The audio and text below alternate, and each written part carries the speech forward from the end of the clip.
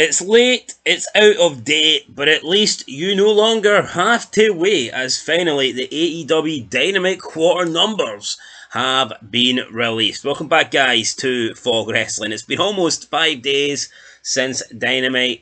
The quarter hour ratings have just been released today for the July 3rd edition of Dynamite. So we're just going to get straight into it right here, right now. I'm not going to waste too much time. Like I said, we're approaching almost a week since Dynamite aired, so it's a long, long time. But what I noticed about the numbers on this set of ratings was that we're not seeing the big drop-offs anymore, which I guess is good for AEW, but we're not seeing the big drop-offs because they're not getting that big opening quarter now. We're used to AEW like 6 months, a year ago. They were starting with maybe 900, 950, maybe a million. That seems to be gone now. Most weeks they are starting around the 700,000. So they're at least 200 to 300,000 down in the opening quarter compared to what they used to do.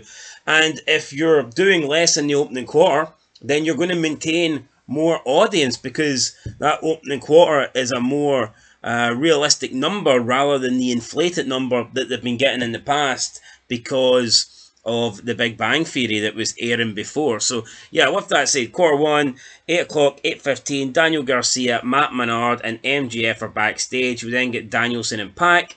This did 733,000 and this was the highest feud quarter of the show. So downhill for here.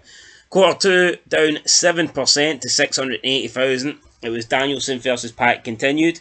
We got Will Nightingale with a backstage promo. And we got a Mark Briscoe live promo. So not a lot happening there. Going into quarter three, we get Mark Briscoe, Kyle O'Reilly, The Elite, and The Acclaimed with a live promo. Tony Storm, Mariah May backstage. Will Nightingale versus Chris Statlander. This went up 5%. So we're getting an increase here. 5% for this. I don't really know why. There wasn't much in here. But it's up 5% to 715,000. Quarter four, 8:45 to 9 p.m. We get the finish of Nightingale versus Statlander. We get Jeff Jarrett in there, Jay Lethal in there, and a Britt Baker live promo. This went down 1%.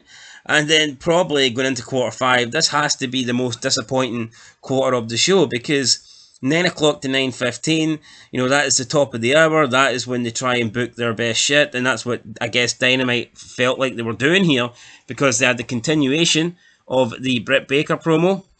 We then had Mercedes Moné interrupting Britt Baker. We had Will Ospreay, Don Callis backstage. We got Chris Jericho and Taz, Hook and Shibata with an angle. We then got Shibata and Hook versus the Cage of Agony. So they gave us Mercedes Moné and Britt Baker face to face. And this only went up 1%. So it went up 10,000 viewers from 711 to 721, but not good. And in terms of the key demo, it actually went down 3%.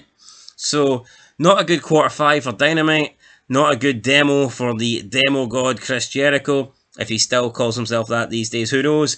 But after this, didn't get much better, did it? Quarter six, 9:15 to 9:30, we got Joe, Shibata and Hook versus Cage of Agony continued. We got a post-match with the Learning Tree. This went down 10% in both the quarter and the demo. So at quarter six, 647,000 views. Not good.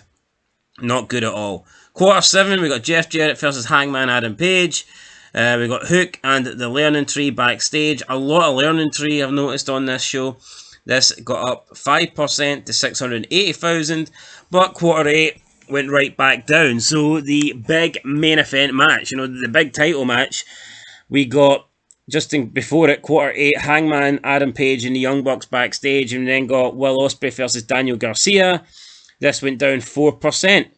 Like I said, big international title match. Ospreay's supposed to be a draw.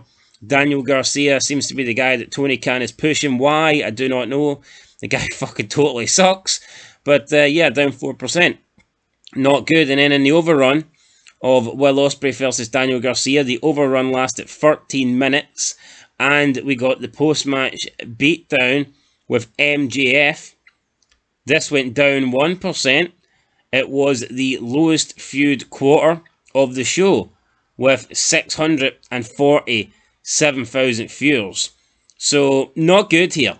MJF says he doesn't care about Meltzer's ratings, he only cares about the Nielsen ratings. Well, the Nielsen ratings would say that you suck, MJF, so maybe you need to start caring a wee bit more. You know, just dreadful numbers. Overall, it was 688,000. It's not a win for Dynamite, but they've had some, let's be honest, they've had some ratings way worse than that lately. So, yeah, just these numbers, they aren't doing much. They haven't got any draws, really, do they? I don't think so. Adam Copeland, I think getting injured was a big blow because he was doing like solid numbers. Obviously losing CM Punk, that's not helped them.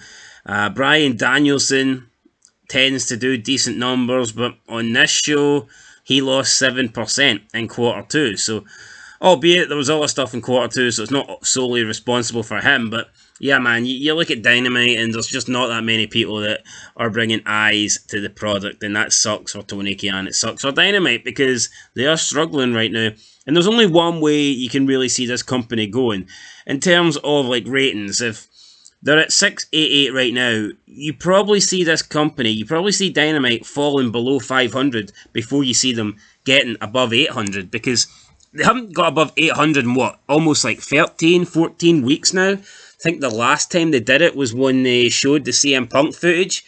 And this is a company that 6 months ago, 800,000 would have been considered a bad rating. So yeah, it's just kind of crazy how I'm not going to say how the mighty have fallen, because they were never really mighty. But yeah, over the past year, AEW has went downhill big time. And Tony Khan needs to fix it. And bringing in Okada, bringing in Ospreay, bringing in Mercedes money on these big money deals isn't the way to do it. Anyway, guys, that's it. Catch you next one. Till then, peace.